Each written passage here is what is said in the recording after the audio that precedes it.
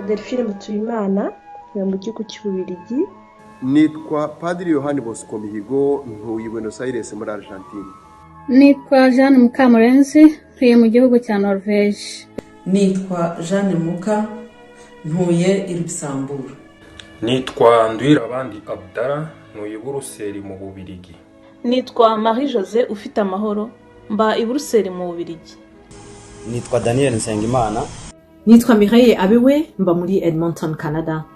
Tariki 20 z'ukwa gatatu 2021 nzitabira imyigaragambyo yo gusaba irekurwa rya Madame Idamange Ryamugwiza Yvonne n'izindi mfungwa zose za politike zifunzwe zizira ibitekerezo byazo. Nzitabira imyigaragambyo yo gushyigikira Idamange Ryamugwiza Yvonne kubera ubutwari yagize bwo kuvuga ibitagenda mu Rwanda. Itariki 20 z'ukwezi kwa gatatu 2021 nzitabira imyigaragambyo yo gushyigikira Madame Idamange Ryamugwiza Yvonne. Nzigaragambya hamwe n'abandi mu rwego rwo gushyigikira Madame Idamange Ryamugwiza, dusaba leta y'u Rwanda kumufungura kuko ifungwa rye ritubahirijwe n'amategeko. Idamange yanze gukomeza gufunga amaso n'amatwi, maze ahitamo guhaguruka kugira ngo yamagane akarengane kari mu Rwanda abantu benshi babayemo muri iki gihe.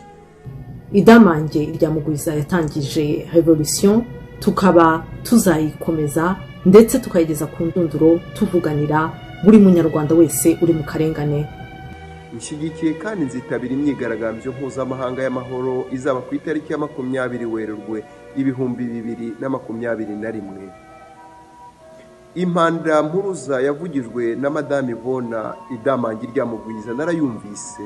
Uwo mubyeyi ufite imyaka 42 akaba mama w'abana 4 yatawe muri yombi na leta y'u Rwanda, nyamara mu by'ukuri ararengana.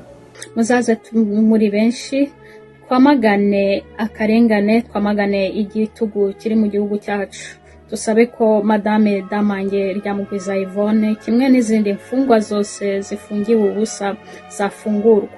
Turifuza ko u Rwanda rwaba igihugu kigendera ku mahame ya demokrasi, cyubahiriza uburenganzira bw'ikiremwa muntu, aho umunyarwanda afite uburenganzira bwo kuvuga ibyo atekereza nawe umwishe cyangwa ngo amuhutaze. Niyo mpamvu nanjye nshyigikiye kandi nzitabira imyigaragambyo yo kuwa 20 Werurwe igamije gusaba ko Idamange yafungurwa.